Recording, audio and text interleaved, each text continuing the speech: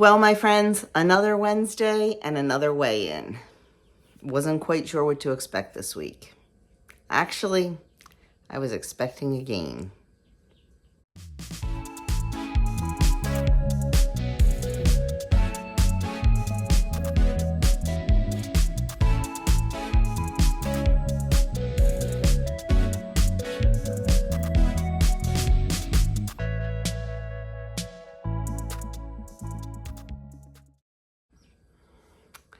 Hello, my friends, and welcome back to my channel. It is Wednesday. It is time for weigh-in and weight loss topic provided by Weight Watchers.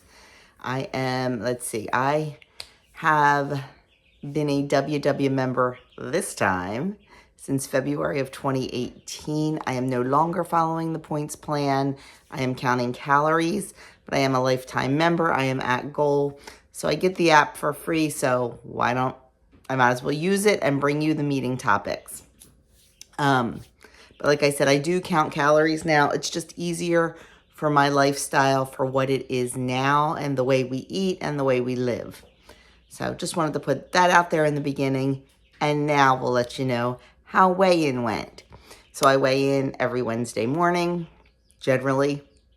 And I was expecting a gain this week. I had the farmer's market on Saturday, so that wasn't a great day of eating. We went out to dinner with our besties Saturday night. We had pinochle Sunday night, so I wasn't quite sure. I was very conscious. I was very mindful. But anyway, all that to say, the scale did not budge. Exactly the same down to the ounce, which I always find just amazing. I am super thrilled with that. Like, in my world, any week that's not a gain is a great week. So I am happy with that. This week, we don't have really much going on. So hopefully, still trying to lose those stubborn pounds. Am I feeling like my body is where it wants to be? I am. But that doesn't mean I can stop trying. I'm not going to extremes. I'm not like cutting my calories to 700 calories a day or exercising for 3 hours. So is what it is. But I stayed exactly the same to the ounce. I'll take it. So that's that. Not a whole lot of fanfare with that. So now we'll just start talking about the topic of the week, which is can't fall back to sleep? Try the 20-minute rule. I should not be talking to you about sleep because I am not a great sleeper anymore. Used to be. I used to sleep like a baby. Then menopause hit. Why does menopause screw us up so much? I blame a lot of it on my anxiety too, because my brain doesn't shut off, but some nights are better than others. Actually, lately it's been pretty good. I shouldn't complain. So anyway, let's get to the topic at hand. Feeling well rested is kind of like having a superpower. It makes everything, including your journey, seem easier. Don't leave it to chance. If you wake up in the middle of the night, set this plan into motion. Try this. Number 1, get out of bed. Go into another room or space that's dimly lit, quiet, and comfortable. Set it up ahead of time so it's ready when needed. Now, I do that sometimes, but never right away. I usually wait until I'm up for a while. And then I'm flip-flopping, and I end up coming downstairs on the couch. It's rare when I do that. I really never think about doing that because I always think I'll get distracted and not do well if I'm down here. So maybe I should start doing that a little bit sooner. And honestly, I don't like to be away from Doug. I'm a snuggler. So I like to be snuggled with him in bed. So it would probably bother me to be out, but I don't know. Then it says do something calming. Whatever you choose, keep the lights low and electronics off. Listen to a sleep story podcast. Well, if I'm listening to a podcast, I need electronics. That doesn't make sense. Do a jigsaw puzzle. Keep the lights low. How you doing a jigsaw puzzle when the lights are low? List 3 things you're grateful for. Focus on your breathing. Read a slow-paced book. Flip through a catalog. Once again, I'm not doing those 2 things with the lights low. I'm not sure I agree with this part. I know for me, if I'm having trouble sleeping, I am Catholic, I say a rosary. It helps. But you don't have to be Catholic to pray. If you are a believer, pray. It helps. I get some of my best prayer time in when I can't sleep. As far as the stuff like doing a jigsaw puzzle and all, I just think that would kind of rev you up. I'm not sure I agree with this. Do I have any answers? No. Did experts write this? Probably. So, I don't know. But it says not to use electronics, and then it says listen to a podcast. For me to listen to a podcast, I need my phone or my iPad. That's an electronic. And I'm not reading a book in dim light. Not good for my eyes. But find something. Usually when I can't sleep, I pray. But I'm going to tell you, I'll be honest with you. I do what they tell you not to do. Sometimes I'll grab my phone in the middle of the night and do the Wordle or play a game. And honestly, for me, that makes me sleepy. It really does. I know the blue light and all. I know the studies, it's not good and that kind of thing. But I truly believe everyone is different and you have to do what works for you. Maybe you can use a dim light and read a book. I know for me, I can't. But reading definitely does help me to fall asleep, makes me tired.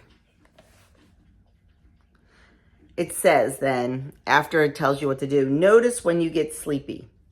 Eyelids heavy, can't concentrate, time to go back to bed. And then it says, repeat. If you haven't dozed after another 20 minutes, start over with step 1. That's an awful lot. I honestly, truly believe that if I were to get out of bed, I generally wake up around 3:10 in the morning. And I really believe if I got up out of bed like that quickly and all, I think I would just stay up. I think I would be so wide awake. I'm not sure if I could go back to sleep. But like I said, everybody has their own thing. If you haven't figured out your thing, try this. It may work. It just may not work for everyone. We have to figure out what works best for us, just like with any aspect of our life. We have to figure out what works best for us. And for me, I'm a flip-flopper. Like, it takes me a while to get comfortable sometimes. I have really bad hip problems in my right hip. And sometimes I wake up because of the pain in that hip. And it takes me a while to go back to sleep because it hurts. And I have gotten up and I've stretched some more and things like that and got back in bed. So don't just dismiss, what this says because I said it wouldn't work for me. And don't dismiss other things that may go against sleep rules. You need to find what works for you for sleep. And I will say sleep is 100% important because without it, we're a hot mess.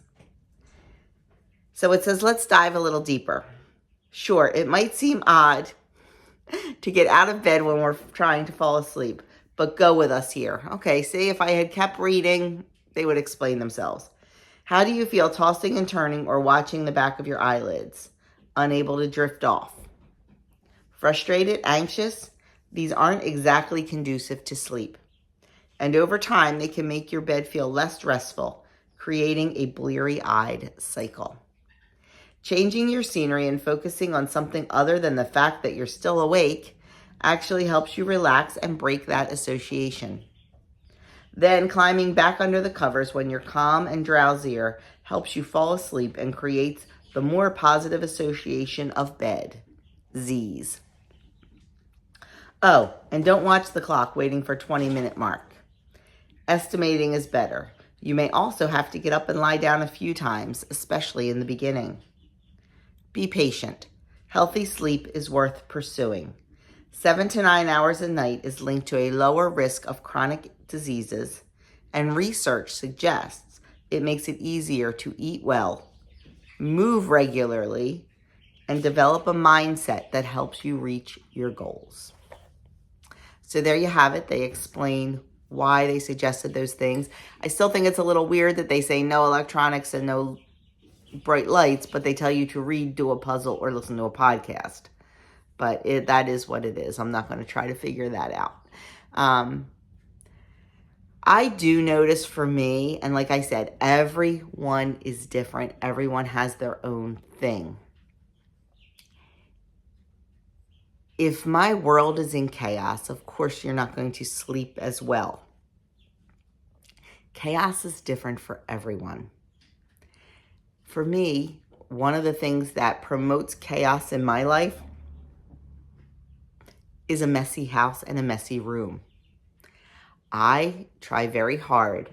I mean, everybody has a mess here and there, and but I try very, very hard to keep my bedroom a sanctuary.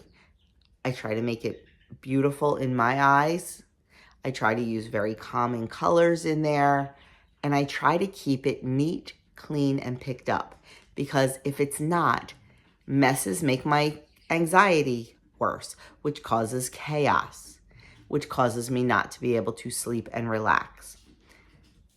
That's me. It is my thing. But if you do have trouble sleeping or resting, take a look at that. It's more common than you would think. So that is it for this little subject this week. I really don't have a whole lot to say on it because I'm not great at sleeping. Now, you want to talk cooking? I can talk to you for hours. Can't talk to you for hours on sleeping. I just bring it to you, give me my perspective on it, and that's what I do for me to help me sleep a little bit better. Sleep's a tough one, my friends, especially as we get older and our hormones change and our bodies change. It definitely can be an issue for some people. And if it's super, super bad, have a sleep study done. Get checked. It is, the sleep apnea thing is so very common these days, and there may be a physical reason why you are not sleeping. So don't be afraid to get it checked out. Talk to your doctor. See if you can figure out if there is something physical that is making you not sleep. Because if there is and it can be fixed, perfect. So don't ignore it, my friends. Check out your sleep. So that is it. That is all I have to say about this topic. And my weigh-in stayed exactly the same. Hopefully next week, maybe we'll see a little bit of a loss. I definitely don't want to see a gain. That's all I have to say about that. So thank you for watching. Sorry this was so short and probably very uninspiring, but it is what it is sometimes, my friends. It is what it is.